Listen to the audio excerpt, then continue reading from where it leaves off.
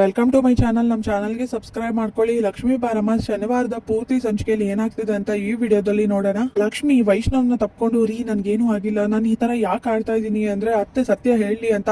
ಅದನ್ನ ಬಿಟ್ಟು ನನ್ಗೆ ಯಾವ ಉದ್ದೇಶನೂ ಇಲ್ಲ. ನನ್ ಗುಚ್ಚಿ ಅನ್ನೋ ಪಟ್ಟ ಬಂದ್ರೂ ಪರವಾಗಿಲ್ಲ, ಆದ್ರೆ ನನ್ನ ಇಲ್ಲಿಂದ ದೂರ ಮಾತ್ರ ಕಳಿಸ್ಬೇಡಿ. ಈ ಮನೆ ಬಿಟ್ಟು ನಾನು ಎಲ್ಲೂ ಹೋಗಲ್ಲ. ಈ ಮನೆ ಬಿಟ್ಟು ನಿಮ್ನ ಬಿಟ್ಟು ಬದುಕುವಂತ ಶಕ್ತಿ ನನ್ಗಿಲ್ಲ ರೀ. ದಯವಿಟ್ಟು ಅರ್ಥ ಮಾಡ್ಕೊಳ್ಳಿ. ನಾನು ಬೇಕು ಅಂತ ಮಾಡ್ತಾ ಇಲ್ಲ, ದಯವಿಟ್ಟು ಕಳಿಸ್ಬೇಡಿ ನನ್ನ ಅಂತ ಲಕ್ಷ್ಮಿ ಅಳ್ತಾ ಇರ್ತಾಳೆ. ರೀ ಮಹಾಲಕ್ಷ್ಮಿ ಎಲ್ಲಕ್ಕೂ ಕಳ್ಸಲ್ಲ. ಅಮ್ಮ ಏನೋ ಕೋಪದಲ್ಲಿ ಆತರ ಮಾತಾಡಿದ್ದಾರೆ, ನಿಮ್ನ ನಾನ್ ಬಿಟ್ಕೊಡ್ತೀನ, ನೀವ್ ಸಮಾಧಾನ ಮಾಡ್ಕೊಳ್ಳಿ, ದಯವಿಟ್ಟು ಈ ತರ ಅಳ್ಬೇಡಿ ಅಂತ ತಪ್ಕೊಂಡು ವೈಷ್ಣವ್ ಸಮಾಧಾನ ಮಾಡ್ತಾನೆ. ನಾನು ಏನ್ ಮಾಡ್ಬೇಕು, ನಿಮ್ಗೆ ಏನ್ ಹೇಳ್ಬೇಕು ಅಂತ ನಂಗೆ ಒಂದು ಗೊತ್ತಾಗ್ತಿಲ್ಲ ಮಹಾಲಕ್ಷ್ಮಿ. ಆದ್ರೆ ಈಗ ಮಾತಾಡಿದ್ರೆ ಅದು ನಿಮ್ಗೆ ಬೇರೆ ತರಾನೇ ಅರ್ಥ ಆಗುತ್ತೆ. ಅದಕ್ಕೆ ಏನು ಮಾತಾಡದೆ ಈಗ ಸುಮ್ನೆ ಇದ್ದೀನಿ. ಆಮೇಲೆ ನಿಮ್ಗೆ ನಿಧಾನವಾಗಿ ಹೇಳ್ತೀನಿ, ಅಮ್ಮನ್ಗೂ ನಿಧಾನವಾಗಿ ಬಿಡ್ಸ್ ಹೇಳ್ತೀನಿ. ಈಗ ಏನೇ ಮಾತಾಡಿದ್ರು ಯಾವ ಪ್ರಶ್ನೆಗೂ ಉತ್ತರ ಸಿಗಲ್ಲ, ಯಾರಿಗೂ ಅರ್ಥನೂ ಆಗೋದಿಲ್ಲ ಅಂತ ವೈಷ್ಣವ್ ಸಮಾಧಾನ ಮಾಡ್ತಾನೆ. ಮಹಾಲಕ್ಷ್ಮಿ ನೋಡಿ, ನಿಮ್ಗೇನು ಆಗಿಲ್ಲ ಅಂತ ನಂಗೆ ಗೊತ್ತಿದೆ, ಆದ್ರೆ ನೀವು ಸತ್ಯ ತಿಳ್ಕೊಬೇಕು ಅಂತ ಈ ತರ ಮಾತಾಡ್ತಿದ್ದೀರಾ. ನಾನ್ ನಿಮ್ನ ಎಲ್ಗೂ ಕಳ್ಸೋದಿಲ್ಲ. ಆದ್ರೆ ಒಂದ್ ವಿಷಯ, ಕೀರ್ತಿ ಬಗ್ಗೆ ನೀವು ಮತ್ತೆ ಮಾತಾಡ್ಬಾರ್ದು ಅಂತ ವೈಷ್ಣವ್ ಹೇಳ್ತಾನೆ. ಯೋಚನೆನೂ ಮಾಡ್ಬಾರ್ದು ಅಂತ.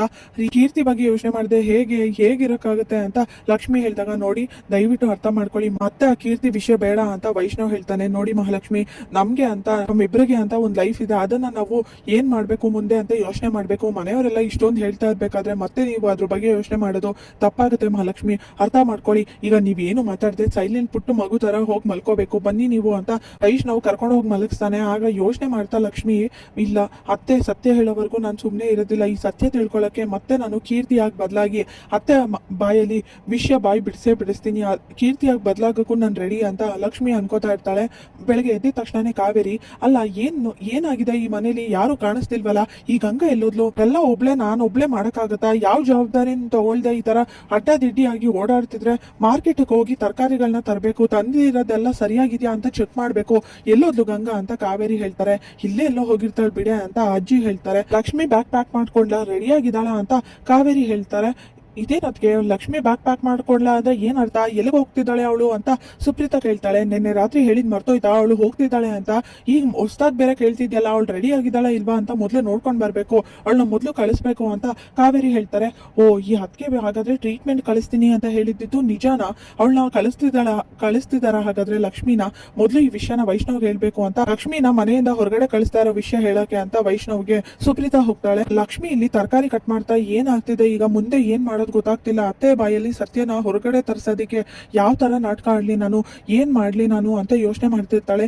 ಈ ಕೀರ್ತಿ ಅನ್ನೋ ಆತ್ಮದ ನಾಟಕನ ಹೇಗ್ ಮುಂದುವರ್ಸೋದು ಅಂತ ಲಕ್ಷ್ಮಿ ಯೋಚನೆ ಮಾಡ್ತಿರ್ಬೇಕಾದ್ರೆ, ಲಕ್ಷ್ಮಿ ಎಲ್ಲಿದ್ಯಾ, ಬೇಗ ಬಾ ಅಂತ ಕಾವೇರಿ ಕರೀತಾರೆ. ಏನತ್ತೆ ಅಂತ ಲಕ್ಷ್ಮಿ ಕೇಳಿದಾಗ, ಇನ್ನು ಏನ್ ಈ ತರ ನಿಂತಿದ್ಯಲ್ಲ, ಅಲ್ಲ ಕೆಲಸ ಮಾಡ್ಕೊಂಡು ಓಡಾಡ್ತಿದ್ಯಾ, ನಿನ್ನೆನೆ ಹೇಳಿದ್ದೆ ಅಲ್ವಾ ರೆಡಿ ಆಗು, ಬ್ಯಾಗ್ ಪ್ಯಾಕ್ ಮಾಡ್ಕೋ ಅಂತ, ಇನ್ನೂ ರೆಡಿ ಆಗದೆ ನಿಂತಿದ್ಯಲ್ಲ, ಬುದ್ಧಿ ಇಲ್ವಾ ನಿನ್ಗೆ ಅಂತ ಕಾವೇರಿ ಹೇಳ್ತಾರೆ. ಎಲ್ಲಿಗತ್ತೆ ರೆಡಿ ಆಗ್ಬೇಕು ಅಂತ ಲಕ್ಷ್ಮಿ ಹೇಳ್ತಾಳೆ. ನಿನ್ನೆ ರಾತ್ರಿ ಏನಂತ ಹೇಳಿದ್ದೆ ನಿನ್ಗೆ, ನೀನು ಹೋಗ್ಬೇಕು ಅಂತ ಹೇಳಿದ್ಮೇಲೂ ನೀನು ಈ ತರ ನಿಂತ್ಕೊಂಡ್ರೆ ಹೇಗೆ ಅಂತ ಕಾವೇರಿ ಕೇಳ್ತಾರೆ. ಎಲ್ಲಿಗೆ ಹೋಗ್ಬೇಕು, ಎಲ್ಲಿಗೆ ಬ್ಯಾಗ್ ಪ್ಯಾಕ್ ಮಾಡ್ಬೇಕು, ನಿನ್ನೆ ರಾತ್ರಿನೇ ಹೇಳದ್ನಲ್ಲ ನಾನು ಎಲ್ಲಿಗೂ ಹೋಗಲ್ಲ ಅಂತ, ನಾನು ಈ ಮನೆ ಬಿಟ್ಟು ಎಲ್ಲಿಗೂ ಹೋಗಲ್ಲ ಅಷ್ಟೇ ಅಂತ ಲಕ್ಷ್ಮಿ ಹೇಳ್ತಾಳೆ. ನೋಡು, ನಿನ್ ಲೆಕ್ಚರ್ನ ಕೇಳ್ಕೊಂಡು ಕುತ್ಕೊಳ್ಳೋಕೆ ನನ್ಗೆ ಟೈಮ್ ಇಲ್ಲ. ಬೆಳಗ್ಗೆ ಏನೇನೋ ಮಾತಾಡ್ಬೇಡ. ಈ ಮನೇಲಿ ಏನ್ ನಡಿಬೇಕು ಏನ್ ನಡಿಬಾರ್ದು ಅಂತ ಡಿಸಿಷನ್ ತಗೊಳ್ಳೋದು ನಾನು ಹೇಳ್ದಾಗ ನೀನ್ ಮಾಡು ಅಷ್ಟೇ ಅಂತ ಕಾವೇರಿ ಹೇಳ್ತಾರೆ. ಹಾಗಾದ್ರೆ ಬೇರೆಯವ್ರ ಭಾವನೆಗಳಿಗೆ, ಆ ಬೇರೆಯವ್ರ ನಿರ್ಧಾರಕ್ಕೆ ಬೆಲೆನೇ ಇಲ್ವಾ ಅಂತ ಲಕ್ಷ್ಮಿ ಕೇಳ್ತಾಳೆ. ನೋಡು, ಬೆಲೆ ಇದೆ, ಆದ್ರೆ ನನ್ನ ನಿರ್ಧಾರನೇ ಈ ಮನೇಲಿ ಕೊನೆ, ಅದನ್ನ ಬಿಟ್ಟು ಬೇರೆ ಏನು ಇಲ್ಲ. ನಿನಗೆ ಬೆಲೆ ಕೊಡ್ತಾ ಇರೋದಕ್ಕೆ ಹೋಗು ಅಂತ ಹೇಳ್ತಾ ಇರೋದು. ನೋಡು, ನಾನು ನಿನ್ನ ಒಳ್ಳೇದಕ್ಕೆ ಹೇಳಿದ್ನ ಮಾಡು ಅಂತ ಕಾವೇರಿ ಹೇಳ್ತಾರೆ. ಏನು, ನೀವು ನನ್ನ ಒಳ್ಳೇದಕ್ಕೆ ಹೇಳ್ತಾ ಇದ್ದೀರಾ? ಅದು ನೀವು, ವಾವ್ ಗ್ರೇಟ್ ಅತ್ತೆ, ನೀವೇನ್ ಮಾಡ್ತಿದ್ದೀರಾ ಅಂತ ನಂಗೂ ಗೊತ್ತಿದೆ. ನೀವು ಒಳ್ಳೇದ್ ಬಯಸ್ತೀರಾ ಅಂದ್ರೆ ಅದನ್ನ ನಾನಂತೂ ನಂಬೋದಿಲ್ಲ ಅಂತ ಲಕ್ಷ್ಮಿ ಹೇಳ್ತಾರೆ. ನೋಡು ಲಕ್ಷ್ಮಿ, ಬೇಡದವರ ಕತೆ ಎಲ್ಲ ಮಾತಾಡ್ಬೇಡ. ಅತ್ತೆ ಆಗಿ ನಾನ್ ನಿರ್ಧಾರ ಮಾಡಿದೀನಿ, ಅವತ್ತಿಂದಾನು ನಾನೇ ನಿರ್ಧಾರ ಮಾಡಿರೋದು, ಇವತ್ತು ಕೂಡ ನಾನೇ ನಿರ್ಧಾರ ಮಾಡೋದು. ನೀನ್ ಹೋಗ್ತಾ ಇದ್ಯಾ ಅಷ್ಟೇನೆ ಅಂತ ಕಾವೇರಿ ಹೇಳ್ತಾಳೆ. ಅಮ್ಮ ಏನ್ ಮಾತಾಡ್ತಿದ್ಯಾ ಅಂತ ವೈಷ್ಣವ್ ಜೋರಾಗಿ ಹೇಳ್ತಾನೆ. ಆಗ ಏನು ಪುಟ್ಟ, ಇರೋದ್ನೇ ಹೇಳ್ತಾ ಇದ್ದೀನಿ ಅಂತ ಕಾವೇರಿ ಹೇಳಿದಾಗ, ನಿನ್ ನಿರ್ಧಾರ ಹೇಳ್ದೆ ಅಷ್ಟೇ, ಆದ್ರೆ ಬೇರೆಯವ್ರ ನಿರ್ಧಾರಕ್ಕೂ ನೀನು ಬೆಲೆ ಕೊಡ್ಬೇಕು. ಮಹಾಲಕ್ಷ್ಮಿ ಎಲ್ಲೂ ಹೋಗ್ತಾ ಇಲ್ಲ, ಹೋಗೋದು ಇಲ್ಲ, ನೀನ್ ಏನೇನೋ ಮಾತಾಡ್ಬೇಡ ಅಂತ ವೈಷ್ಣವ್ ಹೇಳ್ತಾನೆ. ಏನ್ ಹೇಳ್ತಿದ್ಯೋ ಪುಟ್ಟ, ಹಾಗಾದ್ರೆ ನನ್ ಮಾಡೋದೆಲ್ಲ ಒಳ್ಳೇದಕ್ಕೆ ತಾನೇ, ಯಾಕೆ ಈ ತರ ಮಾತಾಡ್ತಿದ್ಯಾ ಅಂತ ಕಾವೇರಿ ಕೇಳ್ತಾರೆ. ಹೌದು ಅಮ್ಮ, ನಿನ್ಗೇನಾದ್ರು ತೊಂದರೆ ಆಗ್ತಿದ್ರೆ ಮಹಾಲಕ್ಷ್ಮಿಯಿಂದ ನಾನು ಅವ್ರನ್ನ ನಾನೇ ನೋಡ್ಕೋತೀನಿ, ಬೇರೆ ಎಲ್ಲೂ ಹೋಗೋದ್ ಬೇಕಾಗಿಲ್ಲ ಅವರು ಅಂತ ವೈಷ್ಣವ್ ಹೇಳ್ತಾನೆ. ಓ, ಹಾಗಾದ್ರೆ ನೀನೇ ನೋಡ್ಕೋತೀಯಾ ಅಂತ ಕಾವೇರಿ ಕೇಳ್ತಾರೆ.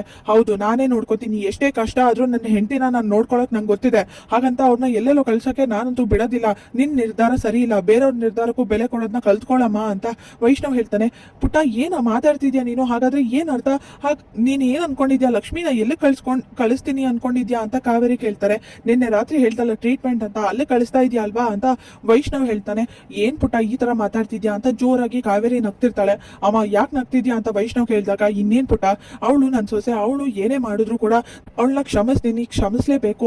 ಅವಳ ಮೇಲೆ ಕೋಪ ಮಾಡ್ಕೊಂಡಿರಕ್ಕಾಗತ್ತ? ಅವಳಿಗೂ ಕೂಡ ನನ್ ಮೇಲೆ ಕೋಪ ಇರೋದಿಲ್ಲ. ನಿನ್ನೆ ರಾತ್ರಿ ಏನೋ ಕೋಪದಲ್ಲಿ ಆತರ ನಾನು ಮಾತಾಡದೆ ಹೊಡೆದೆ. ನನಗೂ ಅವಳ ಮೇಲೆ ಏನ್ ಬೇಜಾರಿಲ್ಲ, ಅವಳಿಗೂ ನನಗೆ ನನ್ ಮೇಲೆ ಏನ್ ಬೇಜಾರಿರಲ್ಲ ಅಂತ ನನ್ಗೆ ಗೊತ್ತಿದೆ. ಏನು ಮಾಡಕ್ ಆಗೋದಿಲ್ಲ ಅಂತ ಕಾವೇರಿ ಹೇಳ್ತಾಳೆ. ಏನ್ ಸುಪ್ರೀತಾ, ಆಗ್ಲೇ ನನ್ ಮಗನ್ ಕಿವಿ ಚುಚ್ಚಿದ್ಯಾ ಅಂತ ಕಾವೇರಿ ಹೇಳ್ತಾಳೆ. ನೋಡಿ, ಏನೇ ಆಗಿರ್ಬೋದು, ಕಿವಿ ಚುಚ್ಚೋದು ಅಲ್ಲಿಂದ ಇಲ್ಲಿಗೆ ಹೇಳೋದು ಅಂತ ಅನ್ಕೊಂಡ್ರು ಪರವಾಗಿಲ್ಲ, ಆದ್ರೆ ಲಕ್ಷ್ಮಿಗೆ ಉಚ್ಚಿ ಅನ್ನೋ ಪಟ್ಟಾನ ಕಟ್ಟಕ್ಕೆ ನಾನ್ ಬಿಡೋದಿಲ್ಲ. ನನ್ಗೆ ಅದನ್ನ ನೋಡಕ್ಕೆ ಇಷ್ಟನೂ ಇಲ್ಲ, ಕೇಳಿಸ್ಕೊಳಕ್ಕೂ ಇಷ್ಟ ಇಲ್ಲ ಅಂತ ಸುಪ್ರೀತಾ ಹೇಳ್ತಾಳೆ. ಸುಪ್ರೀತಾ, ಮೊದ್ಲು ಏನ್ ವಿಷಯ ಅಂತ ತಿಳ್ಕೊಂಡ್ ಮಾತಾಡು ಅಂತ ಕಾವೇರಿ ಹೇಳ್ತಾಳೆ. ಅಮ್ಮ ಏನ್ ನಡೀತಿದೆ ಇಲ್ಲಿ? ಮತ್ತೆ ಮಹಾಲಕ್ಷ್ಮಿನ ಎಲ್ಲ ಕಳಿಸ್ತಿದ್ಯಾ ಅಂತ ವೈಷ್ಣವ್ ಕೇಳ್ತಾನೆ. ನೋಡು ಪುಟ್ಟ, ಲಕ್ಷ್ಮಿನ ನಾನು ಯಾವ ಟ್ರೀಟ್ಮೆಂಟ್ಗೂ ಕಳಿಸ್ತಿಲ್ಲ. ಇದರಿಂದ ಎಲ್ಲಾದ್ರಿಂದನೂ ಸ್ವಲ್ಪ ಹೊತ್ತು ದೂರ ಇರ್ಲಿ, ಎಲ್ಲರೂ ಖುಷಿಯಾಗಿದ್ದು ಬರ್ಲಿ ಅಂತ ನಾನು ನಿನ್ನ ಮತ್ತೆ ಲಕ್ಷ್ಮಿನ ಹೊರಗಡೆ ಕಳಿಸ್ತಾ ಇದ್ದೀನಿ ಅಷ್ಟೇ.